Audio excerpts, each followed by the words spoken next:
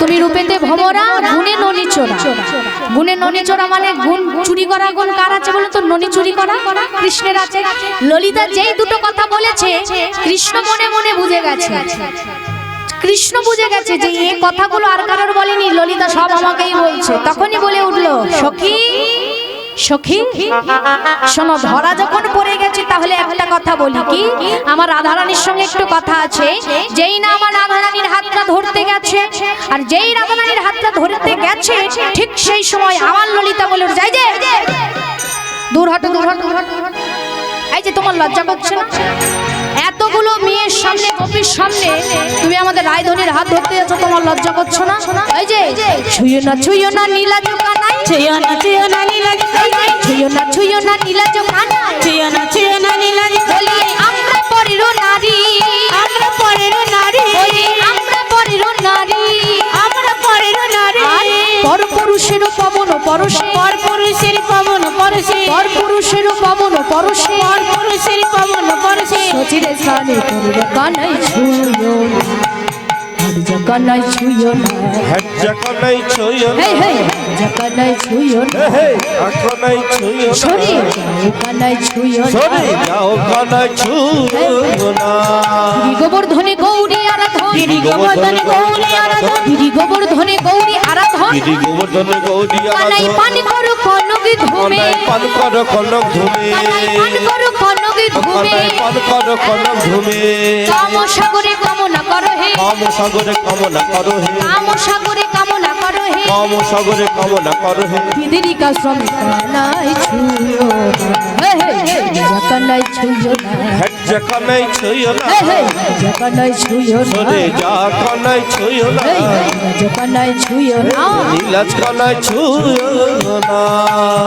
এই যেই বলেছে সরে যাও, তখন বাবা সখীরা এই ব্যবহারটা দেখে কৃষ্ণ মনে মনে ভাবছে, বাবরে বাবরে, এমন করে ভাব নিচ্ছে যেন আমি চরিত্রহীন একটা পুরুষ দাঁড়িয়ে আছে। এই যে আমাকে দেখে কি মনে হয় আমার চরিত্রের দোষ, তোমরা এমন ভাব দেখাচ্ছ। সখীরা বলছে না না, তুমি কথা বলার চল করে আমাদের রাধারানী হাতটা ধরবে বলে ঠিক করেছিল, আমরা বুঝে গেছি। কৃষ্ণ বলে এতক্ষণে ভাবছিলাম রাধারানীর কথা, যাতে সসম্মানে ওকে একটা কথা জিজ্ঞাসা করতে পারি। তা এখন যদি তোমরা মনে করো ওকে গায়ে স্পর্শ করবো বলে আমি ওর গায়ের কাছে গিয়েছি, তাহলে একটা কথাই বলি, জনসম্মুখেই বলি রাধে, আমি শুনেছি তোমার স্বামী নাকি কোটিপতি। তা যার স্বামী কোটিপতি হয় তার বাড়ির বউ কেন বাজারে যায় এই দধি দুগ্ধ ঘৃত ঘোল বিক্রয় করতে? আপনি ভাবুন, আপনার স্বামীর 1 কোটি টাকার মাল, তা আপনি বাজারে গিয়ে সবজি বিক্রি করবেন হবে? তখন আপনার কেমন লাগবে? সম্মান, 1 কোটি টাকার মালিক আমি, সবজি বিক্রি করবো, কেমন একটা ব্যাপার হচ্ছে না? এই যে একটা ভাব। তা কৃষ্ণ বলবে না যে তোমার স্বামী নাকি কোটিপতি, তা তার ঘরের বউ কেন বাজারে যাচ্ছে? তখন রাধারানী বলছে, তুমি কি করে জানলে আমার স্বামী কোটিপতি? বলে আমি শুনেছি, আমি জানি। বলে ও তাই নাকি? তুমি আজকাল জ্যোতির্বিদ্যা শিখেছো? বলে আরো একটা কথা বলি। বলে কি? বলে একটা মেয়ের মুখ দেখলে বোঝা যায় যে স্বামী সুখে কতটা সুখী হতে পারে। দেখবেন একটা নারীর কিন্তু মুখ দেখলে বোঝা যায় যে স্বামীর কাছে সে কতটা সুখে আছে। তোমার মুখ দেখে বুঝতে পারছি যে তুমি স্বামী সুখে সুখী নও। রাধে রাধে। দেখবেন যখন বাবা মা বৃদ্ধ হয়ে যায়, মানে বয়স্ক বৃদ্ধা হয়ে যায়, একটা মা যদি বসে থাকে রাস্তার ধারে, সেই মায়ের মুখটা দেখলে বোঝা যাবে সেই মায়ের মনে কতটা দুঃখ, তার সন্তান তাকে কতটা ভালোবাসে, কতটা ভালোবাসে। একজন বৃদ্ধ বাবা যদি রাস্তার ধারে বসে থাকে, তার মুখ, তার পরনে ভালো হয়তো জামা কাপড় থাকতে পারে, কিন্তু তার মুখটা দেখলে বুঝতে পারবেন যে সে সন্তানের কাছে কতটা ভালোভাবে আছে। এমনও হাজারো জায়গায় আমরা দেখি যে বাবা মারাও কোটিপতি, আবার দেখবেন তার ঘরের সন্তানরা সেই বাবা মাকে বৃদ্ধাশ্রমে দিয়ে আসছে। আবার অনেক সময় দেখি কি যে ভালো জামা প্যান্ট একেবারে বুট ফুট পরে বসে আছে, যেই একটু গেলাম, কাছে গেলাম, বসলাম, দুটো গল্প করলাম, সেই সময় বের করলো ভিতরের খবর। কি জানো মা, দেখতে আমার উপর উপর চিকন চাকন, কিন্তু ভিতরে যে দুঃখ, আঘাত। কেন? কি আঘাত? ওই একই যে সন্তান আমাদেরকে দেখে না, সন্তান আমাদেরকে ভালোবাসে না। একজন বাবা মা তার মুখ দেখলে বোঝা যাবে তার সন্তানটাকে কতটা ভালোবাসে। জানবেন বাবা, আমাদের বর্তমান যুগে এটাই হয়, ছেলে বিয়ে করবার পরে কি হয়, বাবা মা বোঝা হয়ে যায়, মানে বাবা মার ভাত দিতে চায় না। বাবা মার ভাত দেওয়ার আগে সব থেকে বড় কথা হলো বাবা মাকে তুমি কতটা ভালোবাসছো সন্তান হয়ে, তাই তো? বর্তমান যুগে আমাদের কি হচ্ছে, এগুলোই তো হচ্ছে। ছেলেকে আপনি শিক্ষিত বানাচ্ছেন, ইঞ্জিনিয়ার বানাচ্ছেন, ডাক্তার বানাচ্ছেন, হ্যাঁ, উচ্চ শিক্ষায় শিক্ষিত করছেন, আর যখন উচ্চ শিক্ষায় শিক্ষিত হয়ে বিদেশ থেকে যখন একেবারে ফিরল দেশের মাটিতে, তখন আপনাকে সে চেনে না। এবার তাকে আপনি বিয়ে দিলেন, বিয়ের দুটো দিন না কাটতে কাটতে দেখবে বউ এমন তাকে কানে ফুসমন্ত দিয়ে দেবে না। এখন কি করবেন না, দুদিন পরে দেখবেন সেই স্ত্রী স্বামীর হাতটা ধরে ঘরের মধ্যে টানতে টানতে গিয়ে বলবে যে আমাকে চাও না, তোমার বাবা মাকে তুমি চাও। এখন ছেলে কি বলবে? হ্যাঁ,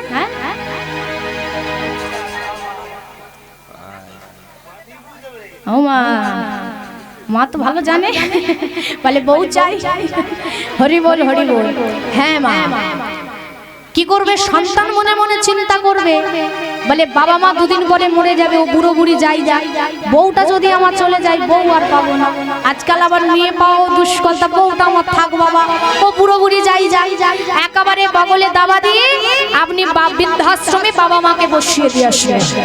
একবার চিন্তা করেছেন যে বাবা মাকে আপনার বড় করলো, আপনার যে বাবা মা আপনাকে পরের বাড়ি মাটি জোন খেটে, পরের বাড়ি থালা বাসন মেজে আপনাকে ডাক্তার পড়ালো, ইঞ্জিনিয়ার পড়ালো, সেই বাবা মার আজকে ঠাঁই বৃদ্ধাশ্রম। একটা কথা জানবেন সর্বদা, কাঁদালে কাঁদিতে হয়, এ কথাটা মিথ্যা নয়। আপনি শুধু বাবা মা বলে নয়, আপনি যে কোনো ব্যক্তিকে বিনা কারণে যদি চোখের জল ফেলান, আপনাকে দ্বিগুণ ভাবে কাঁদতে হবে, দ্বিগুণ ভাবে আপনাকে কাঁদতে হবে। প্রত্যেকটা মানুষের দেখবেন বাবা, আপনার অঙ্গে কেটে গেছে, ওই কাঁটাটা এক মাস পরে কিন্তু সেলাই করলে সেরে যাবে না, কিন্তু আজ থেকে 10 বছর আগে তোমাকে কেউ একটা খারাপ কথা বলেছে, সেই কথাটা কিন্তু আপনার মনে থাকবে। কেন বলে সব থেকে মরণ বাণ যদি হয় সেটা হলো বাক্য বাণ। বলে এই মুখের কথাতে মানুষকে বশ করা যায়, আবার মুখের কথাতে মানুষের সঙ্গে মানুষের ঝগড়া বাঁধানো যায়, আবার এই মুখের কথাতে মানুষকে চোখের জল ফেলানো যায়। তাই মুখ হলো সব। তাহলে বাক্য বাণ যদি একবার বুকে গিয়ে লাগে, এ বাক্য বাণ কখনো বাবা যাবে না। তাই সেই বাবা মাকে ধরে যখন তুমি বৃদ্ধাশ্রমে দিয়ে আসছো, একবারও চিন্তা করছো না ওটাও 40 বছর পরে আমারও ঘর হবে। কেন? কারণ আপনি যে শিক্ষা শিক্ষিত নিজের শিক্ষা বাবা মাকে করছেন, আপনার ছেলে মেয়েও তাই করবে, তাই করবে। ছেলে আমার মস্ত মানুষ, মস্ত অফিসার, মস্ত ফ্ল্যাটে যায় না দেখা,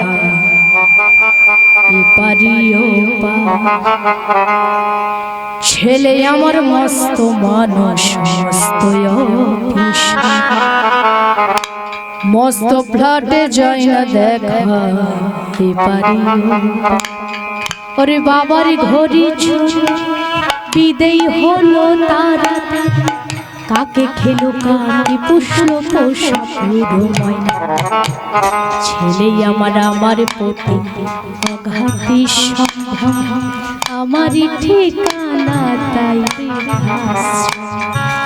আমারও ঠিকানা তাই বৃদ্ধাশ্রম, আমারও ঠিকানা তাই বৃদ্ধাশ্রম। ছোট করে আমার ঠিকানা বৃদ্ধাশ্রম। তুমি সন্তানকে দিয়ে আসছো, বাবা মাকে দিয়ে আসছো, একদিন তোমারও ওই জায়গায় যেতে হবে, ওই বৃদ্ধাশ্রমেই যেতে হবে। তাই বলছে কি, বলে দান কার্য পূর্ণ করো রাশি রাশি, মাতা পিতার চরণ ভিন্ন নয় রে গয় আকাশ। তাই মাতা পিতার চরণ ছেড়ে যদি কেউ বৃন্দাবন গয়াকাশী যায় না, বলে সে বৃন্দাবন গয়াকাশী গিয়েও কোনো লাভ হবে না। হরি বল। বাবা মার চরণ যদি কেউ ধরতে পারে, বাবা মার বলে কি বলে যে কুসন্তান হয় কিন্তু কু মাতা পিতা হয় না। তো সন্তান দূরছাই করতে পারে কিন্তু বাবা মা কখনো করতে পারে সন্তানকে দূরছাই না। তবে এখনকার যুগে সম্ভব। কেন সম্ভব বলে এখন দেখুন দুটো তিনটে ছেলে মেয়ে রেখে চলে যাচ্ছে, দুটো তিনটে ছেলে রেখে বউ রেখে চলে যাচ্ছে বাবা। এটা কলিযুগে সম্ভব হচ্ছে, কিন্তু তখনকারে ছিল না, ছিল না। তাই কর্ম আপনি যেমন করবেন ফল আপনাকে তেমন ভোগ করতে হবে। কেউ আটকাতে পারবে না, কেউ পারবে না। আপনি যতই চেষ্টা করুন কর্মের ফল আপনাকে ভোগ করতে হবে।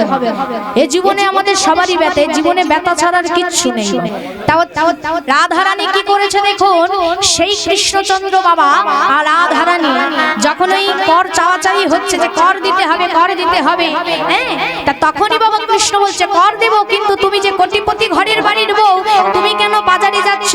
এই কথোপকথন হতে হতে হঠাৎ করে তখন সখী বলছে এই যে শোনো কৃষ্ণ, তোমাকে আমি ভালোবাসি মানে তুমি এই নয়, তুমি আমাকে জিজ্ঞেস করতে পারো আমার স্বামী কোটিপতি কিনা, আমি স্বামী সুখে কতটা সুখী, এটা তুমি বলতে পারো না, তোমার সেই অধিকার নেই।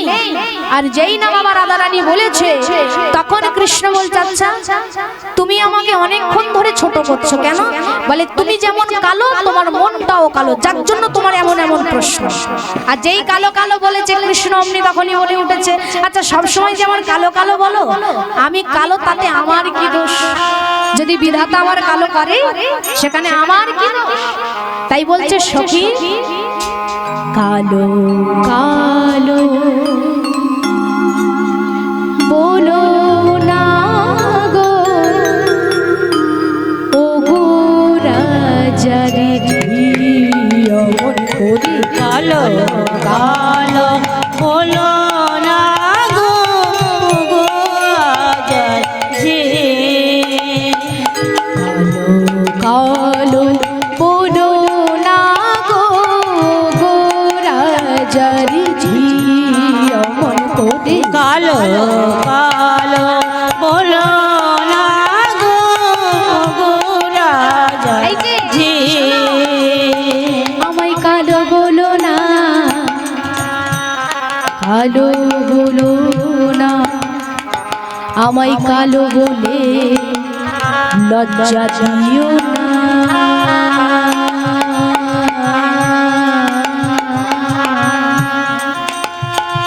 কালো সে যমুনার জল সর্বলোকে খায় বিনোদিনী। কালো সে যমুনার জল সর্বলোকে খায়।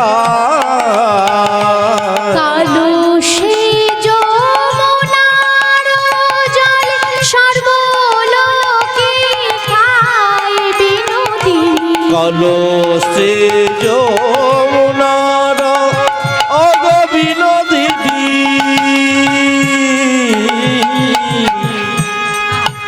আমায় কালো বলো না, আমায় কালো বলে লজ্জা দিও না। কালো সে যমুনার জল সর্বলোকে খায়। আর ওটা বড়িল তিতো তাল থুতায় ফেলায় অমন করি। কালো কালো বলো না গো, ও গো রাজার ঝি অমন করি। কালো কালো বলো না গো, ও গো আলার ঝি অমন করে। কালো কালো বলো না গো, ও গো আলার ঝি আমায় কালো বলে লজ্জা দিও না। এই যে কালো সব তো, মাথার কেশ কালো, নয়নের মণি কালো, যমুনার জল কালো, গঙ্গার জল সবই তো কালো, তাহলে আমার কেন শুধু কালো কালো বলো? রাধারানী বলছে শোনা অনেকক্ষণ ধরে অনেক কথা শুনেছি, এই সখী চল আমরা মথুরার হাটে যাবো না, চল চলে চল। এই কি করেছে রাধারানী? অভিমান করেছে। অভিমান করে যেই না রাধারানী বাবা চলে যাচ্ছে না, ছুটে গিয়ে কৃষ্ণ কি করেছে? রাধারানীর চরণটা ধরেছে, আর চরণটা ধরেই বুকে করে জড়িয়ে ধরেছে। জড়িয়ে ধরে ধরে কি করেছে না গোবিন্দ আমার রাধারানীর চরণটা বুকে নিয়ে কি বললো, না যেও না যেও না রাই বৈশাখ ডুমুলে গোড়াই যেও না যেও না যেও না রাই পয়সা তোর রাই যেও না যেও না যেও না রাই বৈশাখ ডুমুলে গোড়াই যেও না যেও না যেও না নাই বৈশাখ ডুমুলে গোড়াই যেও না। আসতে পেয়েছো ব্যথা আসিতে পেয়েছো ব্যথা আসতে পেয়েছো ব্যথা আসিতে পেয়েছো ব্যথা তোমার চরণ ধ্বনি যেও না যেও না যেও না নাই বৈশাখ ডুমুলে গোড়াই যেও না। না যেও না যেও না নাই বৈশাখ ডুমুলে গোড়াই যেও না।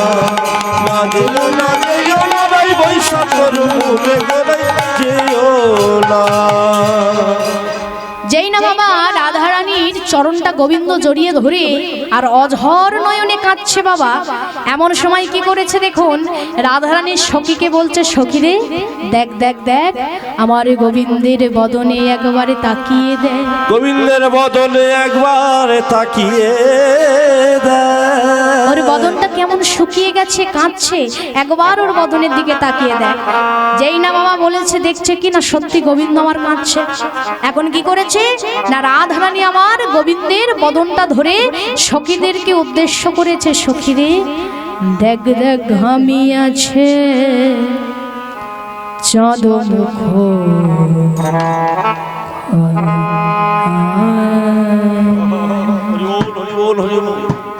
তোরা কেউ কিছু তোরা কেউ কিছু বলিস না,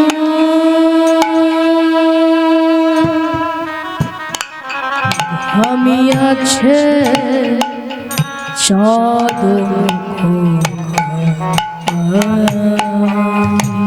তোরা কেউ কিছু বলিস না,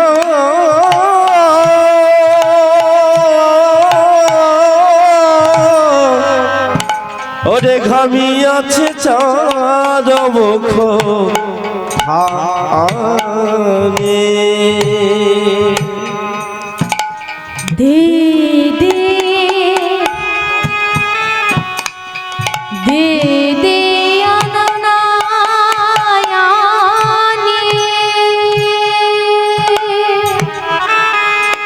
যার যার লাগি আমার বিকিনি ওরে দে দে পশরা খানে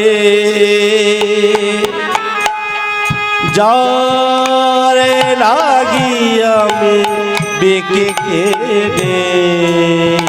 সখীরে রাধারানী বলছে, সখীরে সেই খাক সেই খাক ক্ষীরসর লবণী ঘামিয়াছে চাঁদ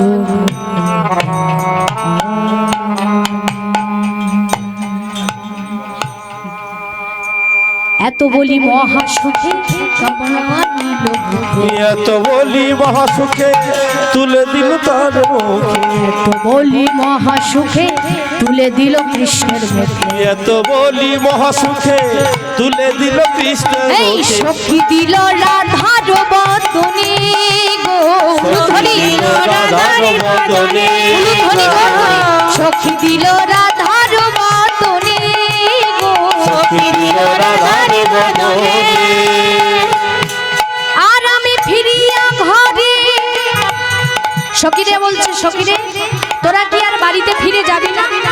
রাধারানী বলছে, সখীরে তোদের যদি যেতে হয় ওই বাড়িতে ফিরে যা, আমি আর ওই গৃহে ফিরে যাব না। ওরে সখীরে আমি আর গৃহে ফিরে যাব না। তাই বলছে আর আমি ফিরিয়া ঘরে যাব না গো একেবারে। আর আমি ফিরিয়া ঘরে যাব না কো একবারে যাদের কুলে ভয় আছে তারা জাগো ঘর, তারা জাগো ঘর, ঘরে গিয়ে ইহাই বলো দান ঘাটে রাই বিকাই ঘরে গিয়ে ইহাই বলো দান ঘাটে জোর করে বলো ঘরে গিয়ে, ঘরে গিয়ে ইহাই বলো দান ঘাটে রাই বিকালো, গিয়ে ইহাই বলো দান ঘাটে রাই বিকাল, ঘরে গিয়ে ইহাই বলো দান ঘাটে রাই বিকালো। সখী দিল সখী দিল সখী দিল রাধার বদনে গো, সখী দিল রাধার বদনে গো, ও গো সখী দিল রাধার বদনে গো, সখী দিল রাধারি বদনে, সখীরা বলি ওরে রাধে রে রাধে রে তুই কি আর গোবিন্দকে ভালোবাসিস না?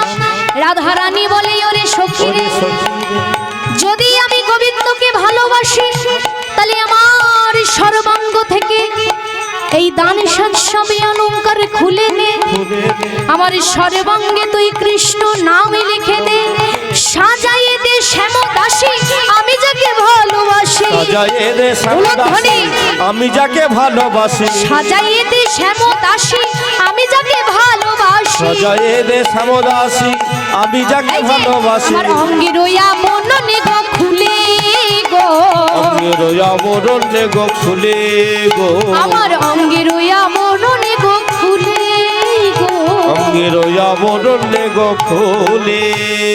প্রসাদ পেল সর্বজনে, প্রসাদ দিল সর্বজনে, প্রসাদ পেল সর্বজনে, প্রসাদ পেল সর্বজনে, কেউ শ্রবণে কেউ বদনে হরি হরি হরি বলো বদনে, কেউ শ্রবণে কেউ বদনে হরি হরি হরি বল বদনে, কেউ বদনে হরি হরি হরি বল বদনে, প্রসাদ দিল সর্বজনে, সখী দিল রাধার বদনে গো, সখী দিল রাধারি বদনে গো, সখী দিল রাধার বদনে গো, সখী দিল রাধারি বদনে।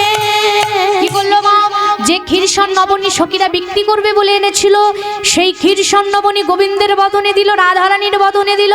বড়াই মা একটু দূরে গিয়ে দাঁড়ালো, বড়াই মা বলল হে গোবিন্দ ওই যুগলে চাঁদ তো দেখবার সৌভাগ্য আমার হলো না, তাই তুমি ওদেরকে দেখাও। গোবিন্দ আমার কি করলো না ওই ললিতা বিশাখা চম্পকলতা তুঙ্গবিদ্যা রঙ্গদেবী সুচিত্রা সবাইকে আজকের যুগল রূপ দর্শন করাচ্ছে। আমরাও করবো মা, আমরাও গাইবো, একসঙ্গে গাইবো। কি বলবো? সবাই মিলে বলবো রাধা কৃষ্ণ প্রাণ